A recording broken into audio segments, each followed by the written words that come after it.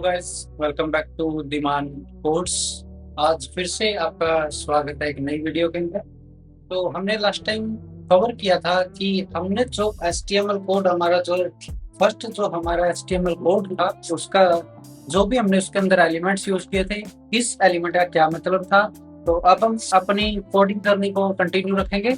अब हम चलते हैं हमारे नेक्स्ट टॉपिक के ऊपर। तो आज का हमारा टॉपिक होगा कि हम एचटीएमएल हेडिंग्स को कैसे यूज कर सकते हैं, एचटीएमएल पैराग्राफ को कैसे हम यूज कर सकते हैं, या फिर लिंक्स क्या होते हैं, आप उन लिंक्स को कैसे यूज कर पाओगे, या फिर हमारे पास होगा इमेजेस कि हम इमेजेस का मतलब होगा जो भी हमें इमेजेस यूज करनी है हमारे वेब पेज के ऊपर। तो अब हम शुरू करते हैं बिल्कुल स्टार्टिंग से। सबसे पहले हमारा टॉपिक होगा एचटीएमएल हेडिंग। अब इसका क्या मतलब होगा कि जो भी हमारा कोड हम लिख रहे हैं उसमें जो भी हमें इंपॉर्टेंट हेडिंग्स हमें डालनी है तो हम यूज करेंगे इन एचटीएमएल हेडिंग्स का। और ये हमारी एलिमेंट हो गए H1 से लेके H6 तक, यानी कि हमारे पास कुल 6 टाइप की हेडिंग्स होंगी जो हम अलग अलग तरीके से यूज कर सकते हैं अपनी नीड के अकॉर्डिंग। तो आइए अब हम गाइस अपने कोड के ऊपर वापस चलते हैं। अब हम कोड के ऊपर आ गए हैं। अब हम यहाँ पे जैसे हमने पहले यूज किया था H1 को, यानी कि जो हमारी हेडिंग फर्स्ट है उसको हमने यहाँ पे यूज किया था। ये हमें डिस्प्ले करवाना था welcome to my YouTube channel. अब हम इसकी बजाय अब हम देखेंगे कि हमारी H1 से लेके H6 तक क्या क्या हेडिंग के अंदर डिफरेंस होगा। तो अब हम सिंपली इसी लाइन ऑफ कोड को कॉपी पेस्ट करेंगे ताकि हम ज्यादा चेंजेस हमें ना करने। अब हमने H1 को ही कॉपी किया है। हम यहाँ पे सिर्फ 1 की जगह 2 रिप्लेस करेंगे। तो फिर इसी तरीके से आगे जो भी हमारी 1 होगी उसकी जगह पे हम नेक्स्ट इंक्रीमेंट करके हमारा नंबर लिख देंगे। हमने यहाँ पे 6 हेडिंग्स बनाई थी जिसके अंदर हमने सेम टेक्स्ट को डिस्प्ले करवाया। अब सेम टेक्स्ट हमने इसलिए डिस्प्ले करवाया ताकि हम चेंजेस को देख सकें। अब हम वापस अपने ब्राउजर के ऊपर चलते हैं। तो यहाँ पे हम देख सकते हैं कि हमने जो भी हेडिंग्स बनाई थी 6 की 6 H1 से लेके H6 तक, हमारी जो सबसे हमने फर्स्ट लाइन ऑफ कोड लिखी थी हेडिंग के अंदर तो वो हमारी H1 थी। इसके बाद हमने H2 को यूज किया, यह हमारी आउटपुट H3 की, H4 की, H5 की और H6 की। इस तरीके से हम वेरियस हेडिंग्स को डिस्प्ले करवा सकते हैं। हम देख सकते हैं कि इनमें चेंजेस क्या है। लेकिन अभी हमें ये क्लियर नहीं हो रहा कि ये जो हमारी आउटपुट है, फॉर एग्जांपल हम अगर इस फोर्थ की बात करें तो हमें ये क्लियर नहीं हो रहा कि ये हमारी जो आउटपुट है किस हेडिंग की है, यानी कि किस एलिमेंट की, जो भी हमने एलिमेंट यूज किया है हेडिंग का वो किस एलिमेंट की ये हमारी आउटपुट है। तो इसके लिए हम यहाँ पे डिस्प्ले करवा लेंगे कि हमें सामने लिखा मिले ये हमारी H1 की आउटपुट है, H2 की आउटपुट है, इस तरीके से। तो यहाँ पे हम इसी के सामने लिखेंगे कि जैसे हम यहाँ पे लिख सकते हैं आउटपुट ऑफ H1। अब हम यहाँ पे लिखेंगे आउटपुट ऑफ H2, यानी कि जो हमारी सेकेंड हेडिंग है। यहाँ पे हम लिख रहे हैं आउटपुट ऑफ H3। यहाँ पे हम लिख रहे हैं आउटपुट ऑफ H4। इसके बाद आउटपुट ऑफ H5 और जो हमारी लास्ट हेडिंग है आउटपुट ऑफ H6। तो अब हम अपने ब्राउजर के अंदर वापस चलते हैं। यहाँ पे हम जैसे ही अपने वेब पेज को रिफ्रेश करते हैं तो यहाँ पे हम देख पाएंगे जो भी हमने आउटपुट लिखी है उसके सामने हमने बिल्कुल as it is same text को यूज किया, सेम हेडिंग के अंदर ही हमने टेक्स्ट लिखा है ताकि हमें चेंजेस साथ ही साथ दिखाई दे। तो यहाँ पे हम देख सकते हैं कि जो हमारी H1 जो हमारी हेडिंग है, हमारी जो फर्स्ट हेडिंग है उसमें हम देख सकते हैं फॉन्ट साइज ज्यादा बड़ा और बोल्ड है। यानी कि अगर हम बोल्ड की बात करें तो हम यहाँ पे देख सकते हैं कि सारी की सारी हेडिंग्स पहले से ही बोल्ड है, उनके ऊपर पहले से ही बोल्ड वाली फॉर्मेटिंग जो होती है वो पहले से ही अप्लाई है। हम यहाँ पे देख सकते हैं इनमें डिफरेंस क्या होगा कि जो हमारी H1 होगी उसमें फॉन्ट साइज सबसे बड़ा होगा 6 की 6 हेडिंग्स में से। फिर जो हमारी H2 आएगी उसका फॉन्ट साइज थोड़ा H1 से छोटा होगा, H3 में H2 से भी छोटा होगा, H4 में H3 से छोटा होगा H5 में H4 से छोटा होगा। यानी कि जितना जितना हमारा नंबर बढ़ता चलेगा H1, H2, H3, H4 इस तरीके से जो हमारा फॉन्ट साइज होगा वो कम होता चलेगा। यानी कि जैसे आप हेडिंग के नंबर को इंक्रीज करवाओगे, जो हमारे फॉन्ट का साइज होगा हर एक हेडिंग के अंदर वो डिक्रीज होता चलेगा। और हम लास्ट में नोट भी कर सकते हैं कि जो हमारी 6th हेडिंग थी, यानी कि जो हमने H6 को यूज किया था, उसका जो फॉन्ट साइज है वो इतना छोटा है कि जो हमारे पैराग्राफ की आउटपुट है उससे भी छोटा। यानी कि H6 को हम बहुत रेयर केसेस में यूज करेंगे, वैसे हमारे ये यूज में नहीं आती, लेकिन फिर भी हम नॉलेज के लिए देख रहे हैं कि H6 का क्या काम होगा, इसकी आउटपुट कैसे होगी। तो यहाँ पे हम देख सकते हैं कि जो हमारी H6 की आउटपुट है उसका जो फॉन्ट साइज है वो हमारे पैराग्राफ एलिमेंट के आउटपुट से भी छोटा है। तो ये हमें ध्यान रखना है। हम नेक्स्ट मूव करते हैं पैराग्राफ्स के ऊपर, यानी कि जो हमारा पैराग्राफ एलिमेंट होगा, पी जो हमारा टैग होगा। तो हमने यहाँ पे पहले से ही यूज किया हुआ है, इसकी बजाय हम यहाँ पे कुछ और भी डिस्प्ले करवा सकते हैं। तो यहाँ पे हमने एक पहले से ही जो प्री रिजर्व्ड हमारे पास पैराग्राफ्स होते हैं हमारे कोड एडिटर के अंदर, उसको हमने यूज किया, या फिर हम कहीं इंटरनेट से भी कॉपी पेस्ट कर सकते हैं। हम देख सकते हैं कि हमने सेम पैराग्राफ को मल्टीपल टाइम कॉपी पेस्ट किया है ताकि जो हमारी आउटपुट हो वो हमें समझ में आए। अब हम वापस चलते हैं हमारे ब्राउजर के ऊपर। अब जैसे ही हम ब्राउजर के ऊपर वापस आते हैं तो हम लोग यहाँ पे देख सकते हैं कि हमारे जो भी हमने पैराग्राफ एलिमेंट के अंदर हमने पी टैग के अंदर जो भी कंटेंट लिखा था वो बिल्कुल एज इट इज नॉर्मल ही हमें डिस्प्ले होगा। उसके ऊपर ना कोई फॉर्मेटिंग अप्लाई होगी, ना कोई उसके ऊपर स्पेशल फॉन्ट साइज फिक्स होगा। तो ये बिल्कुल जो नॉर्मल हमें टेक्स्ट डिस्प्ले करवाना होगा उस केस में हम लोग यूज करेंगे पैराग्राफ एलिमेंट को, यानी कि जो हमारा पी टैग है उसको। हमारा जो नेक्स्ट टैग होगा वो होगा हमारा ए टैग। इसको हम एंकर टैग भी बोल सकते हैं, या फिर इस टैग का हम यूज करेंगे लिंक्स क्रिएट करने के लिए। यानी कि जब आप लोगों को एक पेज को दूसरे पेज से लिंक करना होगा, ठीक है, या फिर जो भी आपका कंटेंट है उसको किसी और वेबसाइट से जब आप लोग लिंक करना चाहोगे, उस केस में आप लोगों को नीड होगी इस एंकर टैग की, यानी कि जो हमारा ए टैग। अब देखिए हम चलते हैं हमारे कोड के ऊपर। हम ए टैग को, यानी कि एंकर टैग जो लिंक क्रिएट करने के लिए होगा, उसको आप लोग कैसे यूज कर सकते हो। तो गाइस अब हम वापस आ गए हमारे कोड एडिटर के अंदर।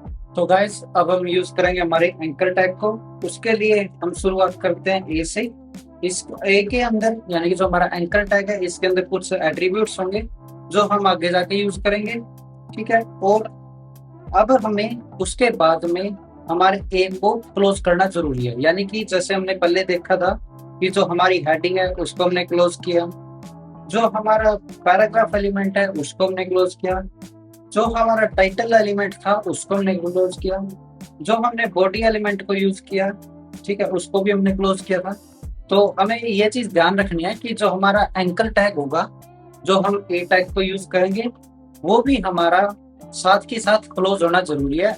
अदरवाइज जो हमारा एंकर टैग होगा वो कंटिन्यू काम करता रहेगा। तो अब यहाँ पे हम सबसे पहले देखेंगे हमारे ए टैग के अंदर एक एट्रीब्यूट होगा href के नाम से।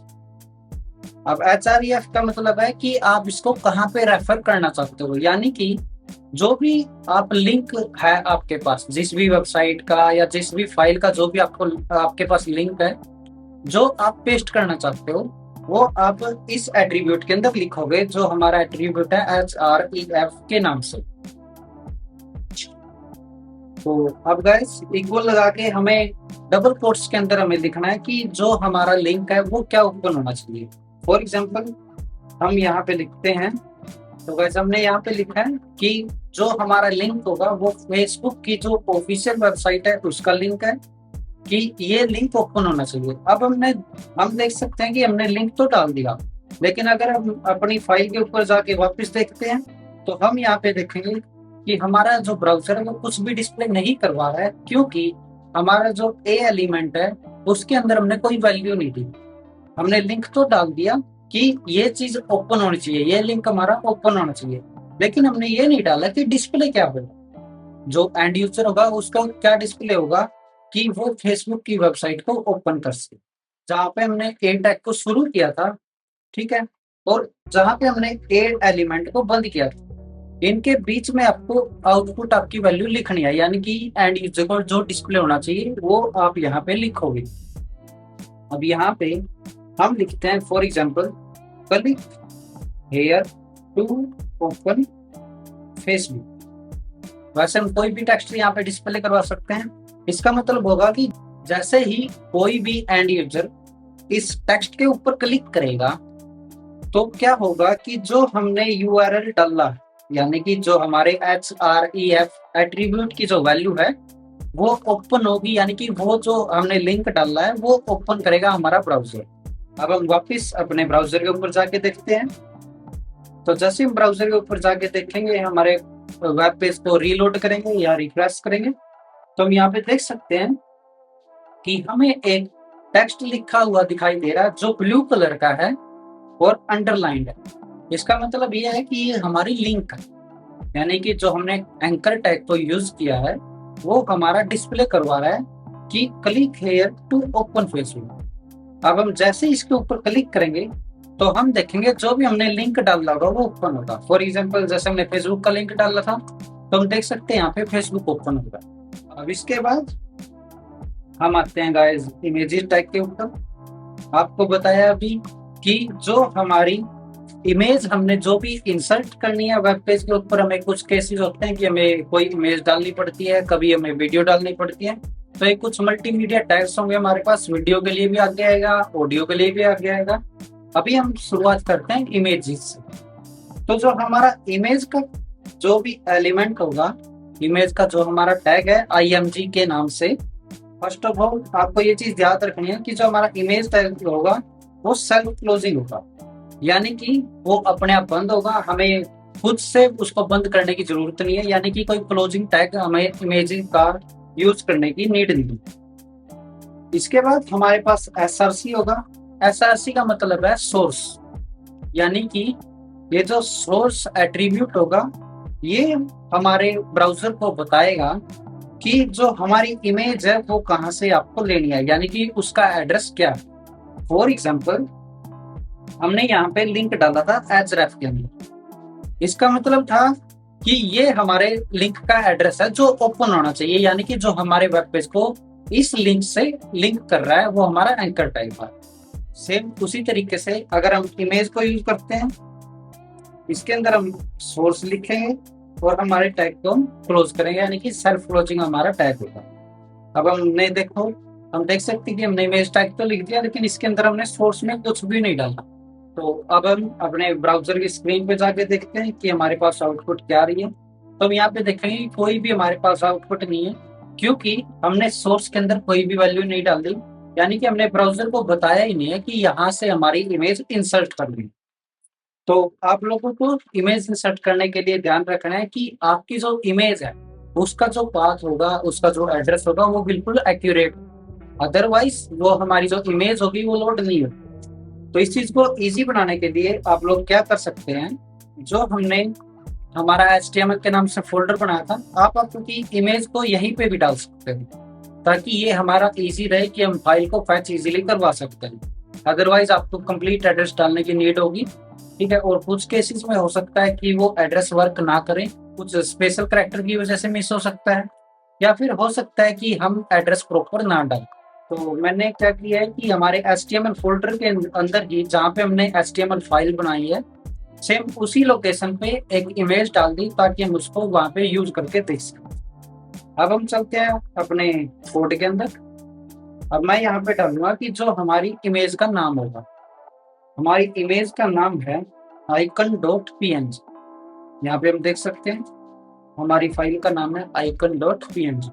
तो ये हमने बताया है हमारे ब्राउजर को कि जो हमारी इमेज होगी उसका सोर्स ये होगा, यानी कि वो इस एड्रेस पे है और इस नाम से है। अभी हमने देखिए सेम जगह पे ही हमारी HTML फाइल है और सेम उसी जगह पे ही हमारी फोटो है, जो हमने इमेज यूज किया वो है। तो इसलिए हमें कोई स्पेसिफिक एड्रेस डालने की नीड नहीं है, हम सिर्फ अपनी इमेज का नाम यूज कर सकते हैं। और इससे होगा क्या कि जो हमारा ब्राउजर होगा वो सेम लोकेशन पे आपकी फोटो को ढूंढेगा, आपकी इमेज को ढूंढेगा। अब हम चलते हैं हमारे ब्राउजर के अंदर। जैसे हम रिफ्रेश करेंगे तो हम यहाँ पे देख सकते हैं कि जो भी हमने इमेज का एड्रेस डाला था वो इमेज हमारी यहाँ पे इंसर्ट हो चुकी है। तो ये था गाइस हमारा इमेज का टाइप। अब मान के चलते हैं कि कभी कभार हमारा हो सकता है कि सामने वाला जो एंड यूजर है उसका इंटरनेट अच्छे से वर्क ना कर रहा हो सकता है कि फोटो करप्टेड हो, ठीक है, या फिर हो सकता है कि फोटो हमारा ब्राउजर लोड ना कर पाए।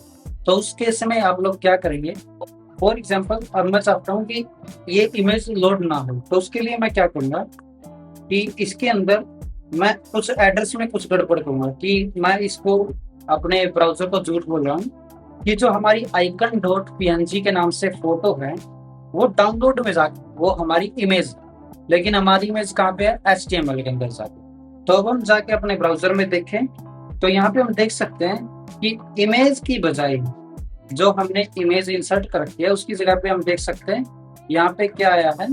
यहाँ पे हम देख सकते हैं एक छोटा सा फोटो का आइकन है। इसका मतलब है कि जो आपकी पिक्चर है वो लोड नहीं हो पा रही। इसके ऊपर एक छोटा सा हम क्रॉस भी देख सकते हैं, सिंगल लाइन। इसका मतलब है जो आपकी इमेज है वो लोड नहीं हो सकती, उसका या तो एड्रेस इम्प्रॉपर आपने डाला है या फिर हो सकता है वो फाइल वहां से मूव कर दी गई हो, डिलीट कर दी गई हो, कुछ भी कैसे हो सकता है। तो अब हम यहाँ पे ये चीज तो हमने देख ली कि हमारी इमेज लोड नहीं होगी। उस केस में हम कुछ और उसको डिस्प्ले करवा सकते हैं। फॉर एग्जाम्पल हम चाहते हैं कि यहाँ पे कोई टेक्स्ट डिस्प्ले हो ताकि जो हमारा एंड यूजर है वो बिल्कुल अच्छे से समझ पाए कि यहाँ पे क्या है। तो उसके लिए हम कोड के अंदर वापस चलते हैं। यहाँ पे इस टैग के अंदर हमें एक एट्रीब्यूट यूज करना होता है जो है हमारा एल्ट। एल्ट का मतलब होगा अल्टरनेट, यानी कि इफ अगर हमारी इमेज लोड नहीं होती है तो क्या टेक्स्ट डिस्प्ले होना चाहिए। तो हम चाहते हैं कि यहाँ पे डिस्प्ले हो icon will be shown here. तो इसका मतलब होगा अगर आपकी इमेज लोड नहीं होती तो ये टेक्स्ट डिस्प्ले होगा, अगर आपकी इमेज लोड होती है तो ये टेक्स्ट डिस्प्ले नहीं हो। अब हम चलते हैं वापस अपने ब्राउजर के अंदर। तो हम यहाँ पे देख सकते हैं यहाँ पे डिस्प्ले हो रहा है इमेज करप्टेड, ठीक है, यानी कि आपकी इमेज लोड नहीं हुई। और यहाँ पे जो हमने टेक्स्ट लिखा था icon will be shown here, यानी कि यहाँ पे आइकन डिस्प्ले होगा। और अगर हम एड्रेस प्रॉपर डालते हैं, अब हम देखिए फाइल के अंदर चेंज करते हैं हमारी जो सोर्स कोड है उसके अंदर। अब हमने डाला है जो हमारी फाइल का प्रॉपर एड्रेस है। अब हम जाके रिफ्रेश करके देखते हैं तो यहाँ पे हम गाइस देख सकते हैं कि जो हमारी फोटो है वो बिल्कुल प्रॉपर तरीके से लोड हो चुकी है। और अगर हम नीचे देखें, अगर हम जूम इन भी करके देखते हैं तो हम यहाँ पे देख सकते हैं कि जो हमने टेक्स्ट दिया था वो टेक्स्ट डिस्प्ले नहीं हो रहा, यानी कि जो आपका अल्टरनेट टेक्स्ट है वो डिस्प्ले नहीं हो रहा। वो डिस्प्ले होगा उस केस में जब आपकी फोटो आपका ब्राउजर ढूंढने में अनसक्सेसफुल हो, यानी कि आपके ब्राउजर को आपकी फोटो ना मिले। तो ये था गाइस आज के हमारे टॉपिक्स। हमने आज कवर किया है हेडिंग्स को, पैराग्राफ्स को, लिंक्स को और इमेजेस को। तो आज के लिए सिर्फ इतना, मिलते हैं हम नेक्स्ट वीडियो के अंदर। वीडियो को लाइक करें, शेयर करें और यूट्यूब चैनल को सब्सक्राइब करें। Thank you so much.